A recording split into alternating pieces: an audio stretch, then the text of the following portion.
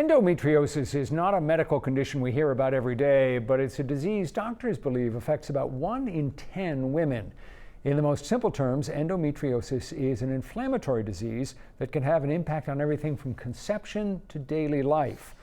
Earlier this year, Samantha sat down with Dr. Elsa Deeren from Intermed and Angie Bell from Angela Bell Acupuncture to learn more about how this chronic disease can be diagnosed and treated and how painful symptoms can be.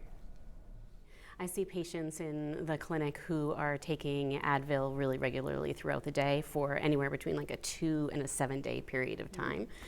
And it sometimes prevents them from working. They're bed bound for the day or several days in a row. Right. They're in pretty significant pain. From the onset of symptoms to when a person gets the diagnosis of endometriosis, on average it takes about 6 to 12 years, and seeing multiple providers. 6 to 12 years, that's a long time.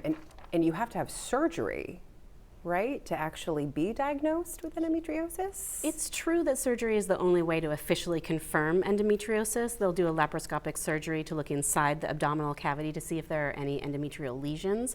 But there are a lot of things that you can talk about that would lead someone to believe that there's a very strong likelihood that there's endometriosis. So treatments can begin before actual surgery if you have the right provider, someone who can recognize the signs.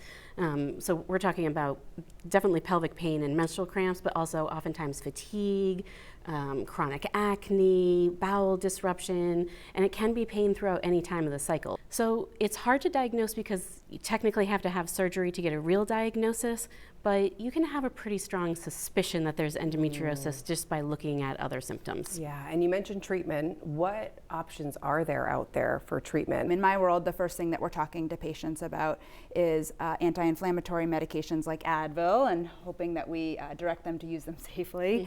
And then using oral contraceptive pills in a continuous fashion to suppress that hormonal fluctuation that someone sees when they're naturally cycling.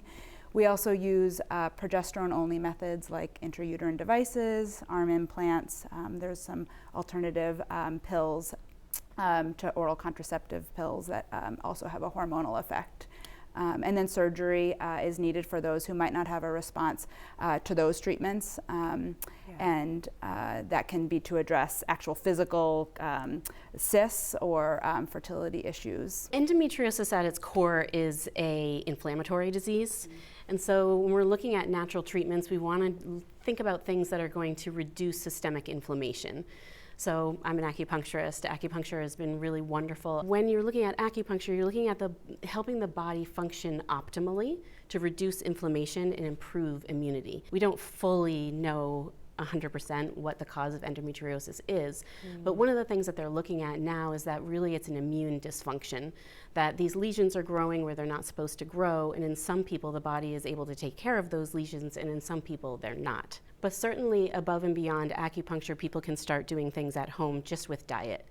So I tell patients all the time, what we really want to focus on is boosting nutrient-dense food consumption, such as vegetables and fruits, healthy meats, healthy fats, and reducing inflammatory foods. So at a base level, that's things like alcohol, caffeine, sugar, processed foods.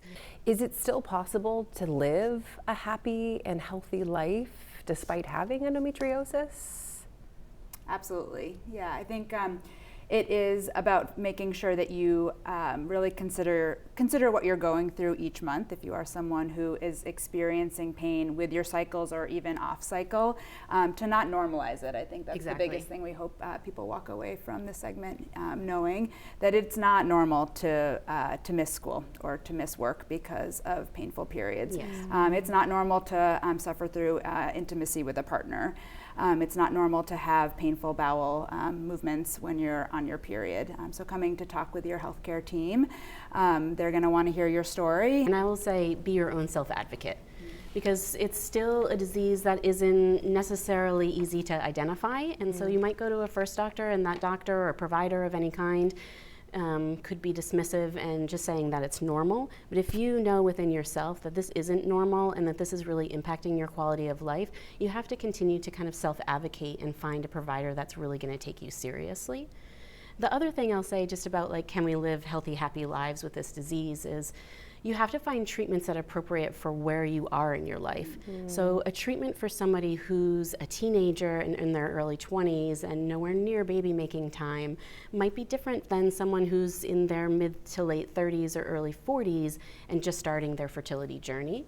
So it's important that you really talk about those sorts of things with your providers so that you can use the most appropriate treatment for where you are in your life right now. For more information about endometriosis, just head to the 207 section of our website.